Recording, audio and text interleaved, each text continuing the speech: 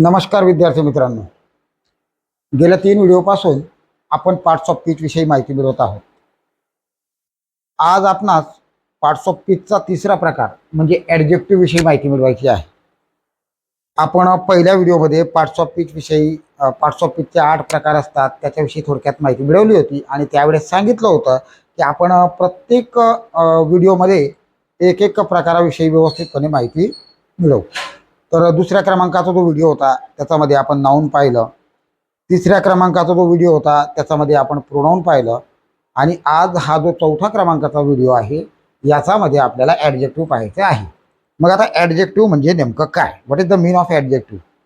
बघा, त्या पहिल्या व्हिडिओमध्ये मी बोललो होतो की ॲडजेक्टिव्हचं डेफिनेशन सांगितलं होतं. The word which tell us something about the noun. The word which tells us something about the noun. असे शब्द जे आपल्याला नाऊन विषयी सांगतात, असे शब्द जे आपल्याला नाऊन विषयी सांगतात अशा सर्व शब्दांना ॲडजेक्टिव्ह असे म्हणतो. आता बघा, नाऊन विषयी सांगणारे शब्द पहिले कोणते. आता सर्वात पहिले नाऊन विषयी सांगतायत ना, मग पहिले आपण नाऊन घेऊ. बघा, मग आता या ठिकाणी समजा मी लिहिलं मुलगा, मराठीमध्ये लिहिलं बरोबर. मुलगा, मुलगा म्हणजे काय, हा झाला बॉय. इंग्रजीमध्ये याला म्हणतात बॉय बरोबर. मग हा नाऊन झाला की नाही. आणि डेफिनेशन काय सांगितली की the word which tell us something about the noun. असे शब्द जे नाऊन विषयी आपल्यास विशेष माहिती सांगतात, जे नाऊन विषयी विशेष माहिती सांगतात अशा शब्दांना आपण ॲडजेक्टिव्ह असे म्हणतो. मग आता या ठिकाणी मी नाऊन घेतलंय. मग आता याच्याविषयी विशेष माहिती सांगायची. मग काय करणार आपण. समजा या ठिकाणी असं लिहिलं मी, चांगला मुलगा, a good boy. A good boy. मुलगा आहे पण कसा आहे, चांगला बरोबर. बॉय आहे पण कसा आहे, गुड. म्हणजे हे जे शब्द आहेत हे नाऊन विषयी काय सांगतायत, विशेष माहिती सांगतायत. नाऊन विषयी विशेष माहिती सांगतायत. म्हणून हे जे शब्द आहेत यांना आपण ॲडजेक्टिव्ह असे म्हणतो. म्हणून या शब्दांना ॲडजेक्टिव्ह असे म्हणतो. समजा आता बुक्स आहेत. बुक्स हे काय आहे, नाऊन आहे. मग इथं मी समजा 3 नंबर लावून दिला, 3 लिहून दिला, तर हे काय आहे, नाऊन आहे. मग याच्याविषयी विशेष माहिती, बुक्स किती आहेत, 3. मग हे 3 काय आहे, हे ॲडजेक्टिव्ह आहे. म्हणजे नाऊनचा पुढे येणारा जो शब्द असतो बरोबर, तो काय दर्शवतो, क्वालिटी दर्शवतो, क्वांटिटी दर्शवतो, नंबर दर्शवतो. त्यानंतर डेमॉन्स्ट्रेटिव्ह शब्द येतात ते दर्शवतो. नंतर इंट्रोगेटिव्ह शब्द येतात ते दर्शवतो. तर अशा प्रकारचे जे शब्द येतात नामाच्या आधी, नाऊनच्या आधी, बिफोर द नाऊन, नाऊनच्या आधी जे शब्द येतात अशा सर्व शब्दांना ॲडजेक्टिव्ह असे आपण म्हणतो बरोबर. म्हणजे नाऊनचा पहिले तो शब्द असायला पाहिजे, त्याची रचना कुठे असते, नाऊनच्या पहिले बरोबर. आणि त्या शब्दांचा वापर हे जे ॲडजेक्टिव्ह आहेत हे ॲडजेक्टिव्ह काय सांगतात, हे ॲडजेक्टिव्ह नामाविषयी विशेष माहिती सांगतात. हे जे ॲडजेक्टिव्ह आहेत हे नामाविषयी काय सांगतात, विशेष माहिती सांगतात. मग आता आपल्याला समजलं ॲडजेक्टिव्ह म्हणजे काय नेमकं बरोबर. समजा अजून एखादं उदाहरण देऊ. स्टुडंट म्हणजे काय, नाऊन बरोबर. मग आता इथं समजा काय घेतलं मी, अनऑनेस्ट स्टुडंट. स्टुडंट कसा आहे तो, प्रामाणिक. स्टुडंट कसा आहे, प्रामाणिक. म्हणजे याचा अर्थ ऑनेस्ट आहे काय, मग ॲडजेक्टिव्ह. कारण याच्याविषयी विशेष माहिती काय येते, हा विद्यार्थी आहे बरोबर. हा विद्यार्थी आहे पण कसा आहे, प्रामाणिक आहे. म्हणजे अशा प्रकारचे शब्द असतात, असे सर्व शब्दांना ॲडजेक्टिव्ह असे म्हणतो. आलं लक्षात. मग या जे ॲडजेक्टिव्ह आहेत याचे एकूण 5 प्रकार पडतात. किती प्रकार पडतात, 5 या ठिकाणी दिलेलं आहे. आता आपण या ठिकाणी प्रत्येक प्रकारावर व्यवस्थितपणे थोडंसं समजून घेऊया. Adjective of quality. क्वालिटी म्हणजे काय, गुण बरोबर. क्वालिटी म्हणजे काय असतं, गुण. तर आता ॲडजेक्टिव्ह ऑफ क्वालिटी म्हणजे अशा प्रकारचे शब्द जे नामाचे गुण सांगतात. नाऊनचे काय सांगतात, ते गुण, क्वालिटी सांगतात. मग आता मी तुम्हाला 1-2 उदाहरणं दिले. हे शब्द कशा प्रकारचे होते. समजा a good boy, honest girl, a beautiful garden, a big village. बघा मग हा एक नाऊन आहे इथं, हा पण नाऊन आहे, हा पण नाऊन आहे, हा पण नाऊन आहे. बरोबर. हे या ठिकाणी हे सर्व चारी काय आहेत, नाऊन आहेत. मग यांच्याविषयी विशेष माहिती कोण सांगतंय? यांच्या बघा बॉय विषयी विशेष माहिती काय सांगितली जाते की तो गुड आहे. बरोबर. मुलगा कसा आहे? गुड. मुलगीविषयी काय सांगितलं जाते? मुलगी कशी आहे? ऑनेस्ट. गार्डन आहे, गार्डन विषयी काय सांगितलं जाते? गार्डन ब्युटिफुल आहे. आणि विलेज गावाविषयी काय सांगितलं जाते की ते मोठे आहे. म्हणजे या ठिकाणी हे जे शब्द आहेत, हे जे नाऊन आहेत, या नाऊन विषयी विशेष माहिती सांगणारे शब्द कोणते आहेत? हे. आणि म्हणून यांना ऍडजेक्टिव्ह म्हणतो. आणि हे ऍडजेक्टिव्हच्या कोणत्या प्रकारात येतात? अशा प्रकारचे शब्द हे गुण सांगतायत. हे काय सांगतायत? क्वालिटी सांगतायत. म्हणून अशा प्रकारचे शब्द हे इथे येतात, ऍडजेक्टिव्ह ऑफ क्वालिटी. कुठे येतात ते? Adjective of quality. म्हणजे ज्या ठिकाणी गुण दर्शवलेला असेल नाऊन विषयी तर ते शब्द ऍडजेक्टिव्ह ऑफ क्वालिटीमध्ये येतात. गुड, त्याच्यानंतर ब्युटिफुल, त्याच्यानंतर ऑनेस्ट. अजून कोणता शब्द घेतला होता? आता कोणता घेतला होता? बिग. बिग. म्हणजे हे जे शब्द आहेत हे सर्व काय आहेत? मग अशा प्रकारचे जे क्वालिटी दर्शवतात अशा प्रकारच्या शब्दांना ऍडजेक्टिव्ह ऑफ क्वालिटीमध्ये ते म्हटले जाते. हे शब्द ऍडजेक्टिव्ह ऑफ क्वालिटी आहेत असं म्हटलं जातं. आलं लक्षात? Adjective of quality. आता त्याच्यानंतर adjective of quantity. Adjective of quantity. Quantity म्हणजे काय? प्रमाण. बरोबर. आता समजा फॉर एक्झाम्पल शुगर घेतलं. बरोबर. शुगर काय काउंट करता येते का? नाही. मग त्याला प्रमाणामध्ये मोजायचं राहिलं तर सम शुगर. बरोबर. Any boy. Any boy. म्हणजे हे जे शब्द आहेत बघा, हा इथं नाऊन आहे, हा इथं नाऊन आहे. म्हणजे हा बॉय आहे. बॉय पण कोणता? हाऊ मच किंवा हाऊ मेनी. कोणता? कोणता तरी. बरोबर. बरोबर आहे. त्या ठिकाणी इथं आता वस्तू आहे, ही पण नाऊन आहे.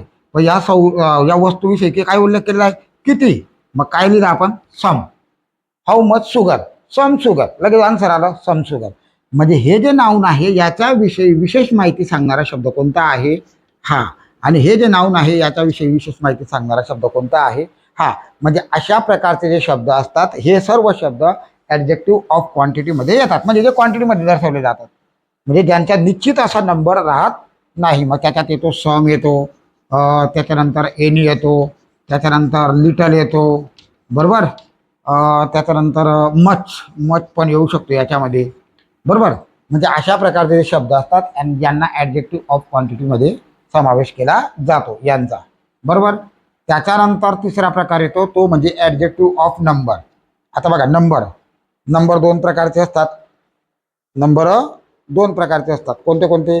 कार्डिनल आणि ऑर्डिनल. 1 2 3 4 हे नंबर काय आहेत? Cardinal. First, second, third, fourth हे नंबर कोणते आहेत? ऑर्डिनल आहेत.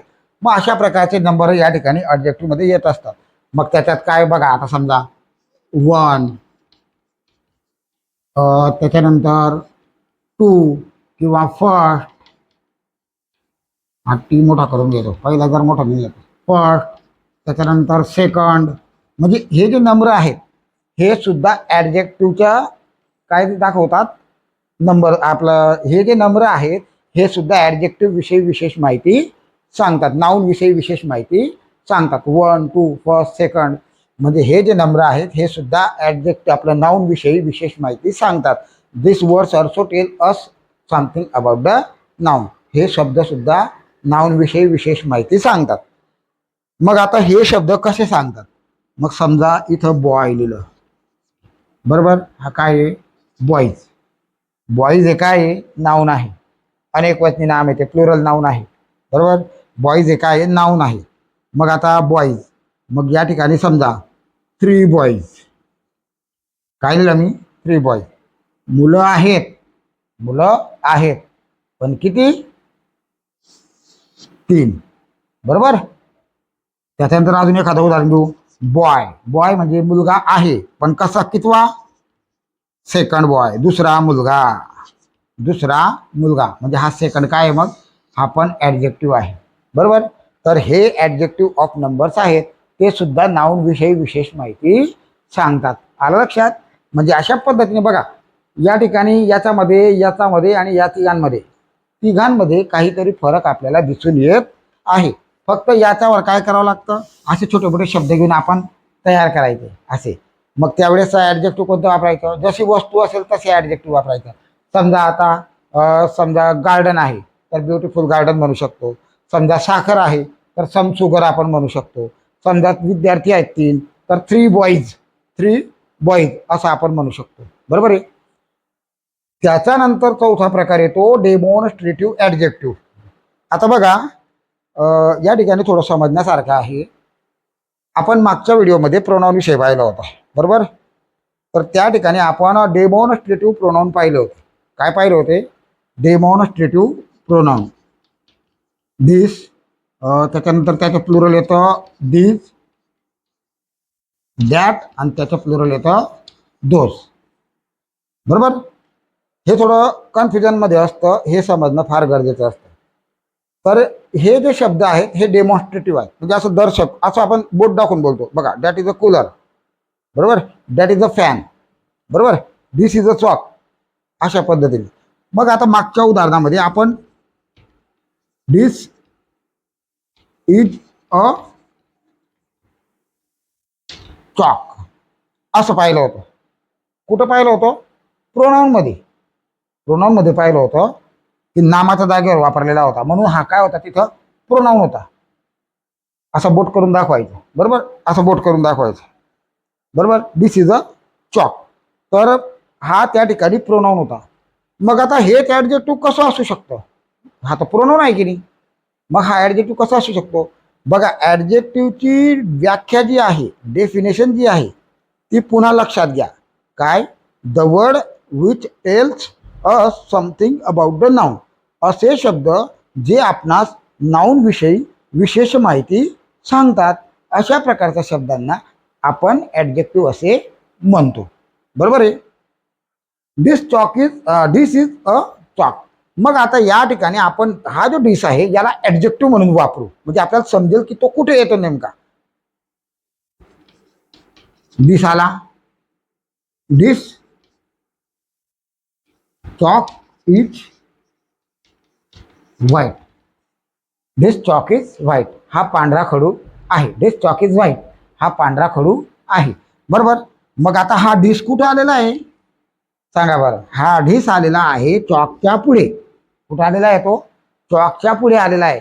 म्हणजे चॉक हे काय आहे, मग चॉक हे काय आहे, काय असेल बरं, नाऊन. चॉक काय आहे, नाऊन, बरोबर. मग नाऊन विषयी विशेष माहिती कोणता शब्द सांगतोय, हा सांगतोय. खडू पांढरा आहे, पण कोणता, हा खडू पांढरा आहे, म्हणजे हा खडू, म्हणजे खडू कोणता आहे, हा. म्हणजे हा जो शब्द आहे हा इथं काय काम करतोय, या ठिकाणी ॲडजेक्टिव्हचं काम करतोय. म्हणजे अशा पद्धतीने हे जे शब्द असतात, दिस, दॅट, दोन, हे सुद्धा ॲडजेक्टिव्ह आहेत. आणि ज्यांना कोणते ॲडजेक्टिव्ह म्हणतात, डेमॉन्स्ट्रेटिव्ह ॲडजेक्टिव्ह. म्हणजे समजा आता अजून एखादं उदाहरण घ्यायचं असेल तर, this boy is, this boy is unhonest, बरोबर. This boy is unhonest. चला हे उदाहरण न घेता इथं थोडं कन्फ्युजन पडून जाईल पण. दिस बॉय इज गुड, बरोबर. दिस बॉय इज गुड, हा मुलगा चांगला आहे, बरोबर. हा गुड या ठिकाणी ॲडजेक्टिव्हचं काम नाही करत आहे. या ठिकाणी ॲडजेक्टिव्हचं काम कोण करतोय, हा डिस करतोय, कारण हा नाऊनच्या पुढे आलेला आहे. म्हणजे ॲडजेक्टिव्ह हा ॲडजेक्टिव्हची जागा कुठे असते, नाऊनच्या पुढे. ॲडजेक्टिव्हची जागा कुठे असते, नाऊनच्या पुढे. दिस बॉय इज गुड. त्यानंतर दिस बुक्स आर हॅवी, बरोबर. दिस बुक्स आर हॅवी. मग हा दिस कुठे आला, हा दिस बॉयच्या पुढे आलेला होता, हा दिस कुठे आला, बुक्सच्या पुढे. बुक हे काय आहे, काय आहे, बुक्स. बुक्स सुद्धा काय नाऊन आहे. मग त्याच्याविषयी विशेष माहिती सांगणारा शब्द कोणता आहे, हा दिस आहे, बरोबर. त्याच्यानंतर अजून कोणतं राहिलं, that. That car is black, that car is black, that car is black. ती काळ्या रंगाची कार आहे. ती कार कशी आहे, काळी आहे, बरोबर. That car is black. मग हा कार हा काय आहे, नाऊन आहे. मग या कार विषयी विशेष माहिती सांगणारा शब्द कोणता आहे, दॅट आहे. म्हणजे तो या ठिकाणी काय काम करतोय, ॲडजेक्टिव्हचं काम करतोय, बरोबर आहे. त्याच्यानंतर those, those girls are playing, त्या मुली खेळत आहेत, त्या मुली खेळत आहेत. मग हा काय नाऊन आहे. बरोबर, मुली खेळत आहेत. कोणत्या मुली खेळत आहेत? दोन, त्या मुली खेळत आहेत. म्हणजे हा जो दोज आहे हा नाऊनच्या पुढे आलेला आहे, म्हणजे हा काय ऍडजेक्टिव्ह आहे. आलं लक्षात? तर अशा प्रकारचे जे शब्द असतात जे डेमॉन्स्ट्रेट करतात अशा सर्व शब्दांना आणि त्यांचा वापर नाऊनच्या पुढे होतो. प्रोनाऊन मध्ये नाऊनच्या पुढे नाही होत. प्रोनाऊन मध्ये आपण पाहिलं होतं ते शब्द वेगळे असतात, वर्बच्या पहिले वापरलेले होतात. बघा कशी, दिस इज अ बॉय, बघा नाऊन इकडे आहे आणि हा शब्द इकडे आहे, परंतु याच्यानंतर वर्ब आलेला आहे, म्हणजे या ठिकाणी हा काय प्रोनाऊन आहे. बरोबर, डेमॉन्स्ट्रेटिव्ह प्रोनाऊन आहे. आणि दिस इज अ बॉय ना, मग आता दिस बॉय इज गुड. बरोबर, दिस बॉय इज गुड. आणि आता या ठिकाणी हा डिस कुठे आलेला आहे? हा नाऊनच्या पुढे आलेला आहे, म्हणून हा काय आहे? हा ऍडजेक्टिव्ह आहे, डेमॉन्स्ट्रेटिव्ह ऍडजेक्टिव्ह आहे. आणि हा डिस काय आहे? हा डिस काय आहे? डेमॉन्स्ट्रेटिव्ह प्रोनाऊन, जे मागच्या व्हिडिओमध्ये पाहिलं होतं. हा फरक लक्षात राहू द्या. म्हणजे ज्यावेळेस आपल्याला स्पर्धा परीक्षेमध्ये प्रश्न येतो, समजा असा एखादा प्रश्न दिला आणि तुम्हाला इथं लिहून दिलं की हा डिस दिलेला आहे, मग आता हे पार्ट्स ऑफ स्पीचचा कोणता प्रकार आहे? मग खाली तर तुम्हाला दिलं प्रोनाऊन, नाऊन, ऍडजेक्टिव्ह आणि समजा अजून काही एखादा अजून देऊन दिलेलं असेल 4 ऑप्शन, तर मग तुम्ही ओळखायचं हा काय आहे? नाऊनच्या पुढे वापरलेला आहे, म्हणजे याचा अर्थ हा काय आहे? ऍडजेक्टिव्ह आहे. हे लक्षात राहू द्यायचं. समजलं? म्हणजे ज्याच्यावर जास्तीत जास्त सराव करायचा. आणि सर्वात महत्वाची गोष्ट म्हणजे प्रॅक्टिस करणं, सराव करणं आणि वाचन करणं, या तिन्ही गोष्टी गरजेच्या आहेत. जेवढा जास्तीत जास्त प्रॅक्टिस करणार, जेवढं जास्तीत जास्त वाचन करणार, तरच आपल्याला ते समजतं. नुसतं व्हिडिओ पाहिलं आणि समजून गेलं असं राहत नाही. एवढं मात्र निश्चितपणे लक्षात राहू द्या. बरोबर, मग आता डेमॉन्स्ट्रेटिव्ह ऍडजेक्टिव्ह कोणते कोणते आले? दिस, नंतर दिस, नंतर दॅट, नंतर दोज, हे आले डेमॉन्स्ट्रेटिव्ह ऍडजेक्टिव्ह. त्याच्यानंतर इंट्रोगेटिव्ह ऍडजेक्टिव्ह. आता परत इथं सुद्धा थोडंसं कन्फ्युजन आहे. आपण मागच्या व्हिडिओमध्ये पाहिलं होतं, काय पाहिलं होतं? इंट्रोगेटिव्ह प्रोनाऊन पाहिले होते. इंट्रोगेटिव्ह प्रोनाऊन म्हणजे काय? की जे शब्द प्रश्न विचारण्यासाठी वापरले जातात, जे शब्द प्रश्न विचारण्यासाठी वापरले जातात, अशा प्रकारच्या शब्दांना इंट्रोगेटिव्ह प्रोनाऊन असे म्हणतात. बरोबर, मग बघा त्या ठिकाणी काय होतं? वेअर डू यू लिव्ह, प्रश्नचिन्ह. तू कुठे, वेअर डू यू लिव्ह, शेवटी प्रश्नचिन्ह. तू कुठे राहतो. बरोबर आहे. तर हा जो वेअर आहे, हा वेअर काय काम करतो? या ठिकाणी प्रश्न विचारण्याचं काम करतोय, म्हणजे तो इंट्रोगेटिव्ह प्रोनाऊन आहे. त्याच्यानंतर आता इंट्रोगेटिव्ह प्रोनाऊन मध्ये जे शब्द येतात, आता इथं बघा, whose pen is this. Whose, so याला पेन म्हणू आपण. हुज पेन इज दिस, ही पेन कोणाची आहे? बरोबर, काय? Whose pen is this. मग आता बघा या ठिकाणी वेअर नंतर डू आलेला आहे, म्हणजे वर्ब आलेला आहे. या ठिकाणी हुज नंतर पेन आलेला आहे, म्हणजे नाऊन आलेला आहे. बरोबर, काय आलेला आहे? नाऊन आलेला आहे. मग या ठिकाणी नाऊनच्या पूर्वी कोणता शब्द आलेला आहे? हुज आलेला आहे, म्हणून तो नाऊनच्या पूर्वी आलेला आहे, म्हणून तो काय आहे? Interrogative adjective. नाऊनच्या पूर्वी तो आलेला आहे, म्हणून त्याला आपण काय म्हणू शकतो? Interrogative adjective. काय, कोणता शब्द येतो? हुज. बरोबर, त्याच्यानंतर विच कलर इज ब्युटिफुल, कोणता रंग सुंदर आहे? Which colour is beautiful. हा कलर काय आहे? नाऊन आहे. आणि हा शब्द कुठं आला आहे? नाऊनच्या पुढे आलेला आहे, म्हणून हा विच जो आहे हा सुद्धा काय आहे? ऍडजेक्टिव्ह आहे. समजलं? मग म्हणजे हे जे दोन शब्द आहेत यांना आपण इंट्रोगेटिव्ह ऍडजेक्टिव्ह असे म्हणू शकतो. नामाच्या आधी जर त्यांचा वापर केलेला असेल तर. बरोबर, आता समजा या ठिकाणी अजून एक, whose village is Nandurbar. Whose village is Nandurbar. Nandurbar कोणाचे गाव आहे? बघा मग आता या ठिकाणी हे पण नाऊन आहे, हे पण नाऊन आहे, बरोबर. पण या ठिकाणी आपण नाऊन शिकतोय का? नाही, आपण या ठिकाणी काय शिकतोय? ऍडजेक्टिव्ह शिकतोय. आता whose village is Nandurbar. Nandurbar कोणाचे गाव आहे? मग या ठिकाणी नाऊन कुठं आहे? हा आहे. या नाऊनच्या पुढे येणारा शब्द कुठं आहे? हा इथं आहे. म्हणजे नाऊनच्या पुढे हा आलेला आहे म्हणून तो काय मग ऍडजेक्टिव्ह आहे. म्हणजे हा सुद्धा या गावाबद्दल विशेष माहिती सांगत आहे. गाव आहे कोणाचे? प्रश्न लगेच तयार झाला, बरोबर. म्हणजे गाव आहे कोणाचे, म्हणजे विच हुज विलेज कोणाचे गाव, म्हणजे लगेच आपल्याला त्या ठिकाणी समजून जातं की हा शब्द काय आहे, मग इंट्रोगेटिव्ह ऍडजेक्टिव्ह आहे. म्हणजे इंट्रोगेटिव्ह प्रोनाऊन आणि इंट्रोगेटिव्ह ऍडजेक्टिव्ह मध्ये खूप फरक आहे. बघा, इंट्रोगेटिव्ह प्रोनाऊन नंतर काय येतं? वर्ब येतो. आणि इंट्रोगेटिव्ह ऍडजेक्टिव्ह नंतर काय येतं? नाऊन येतो, बरोबर. समजा who is your friend. Who is your friend. तुमचा मित्र कोण आहे? मग हा ऊ आला, हा हु इथं आला, याच्यानंतर हा आला वर्ब, बरोबर. मग हा ऍडजेक्टिव्ह आहे का? नाही, बरोबर. त्याच्यानंतर तुम्हाला अजून सांगू, त्याच्यानंतर वेअर डू यू प्ले. तू कुठं खेळतो, बरोबर. हा वेअर आला, त्याच्यानंतर आलेला काय? हा वर्ब आहे. हा नाऊन आहे का? वर्ब आहे. नाही, तो नाऊन नाही, तो काय आहे? वर्ब आहे. म्हणजे याचा अर्थ तो हे जे आहेत हे इंट्रोगेटिव्ह ऍडजेक्टिव्ह नाहीत. मग इंट्रोगेटिव्ह ऍडजेक्टिव्ह कसे असतात? मग बघा, हुज पेन कोणाची? पेन. विच बॉय कोणता मुलगा?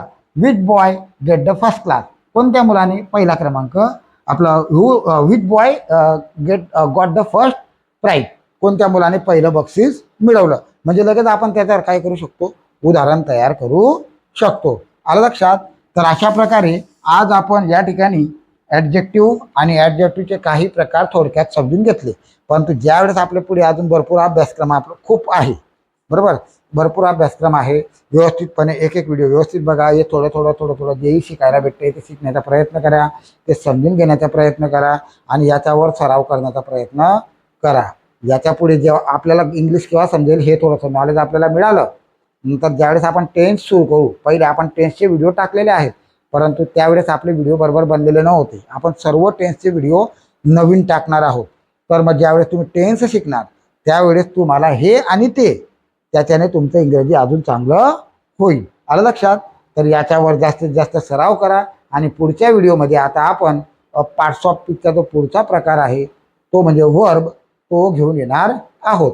तोपर्यंत मागचे जेवढे शिकवलेले आहेत ते सर्व व्हिडिओ विशेष करून क्रमाक्रमाने बघणं आवश्यक आहे. आलं लक्षात? Thank you very much. खूप खूप धन्यवाद.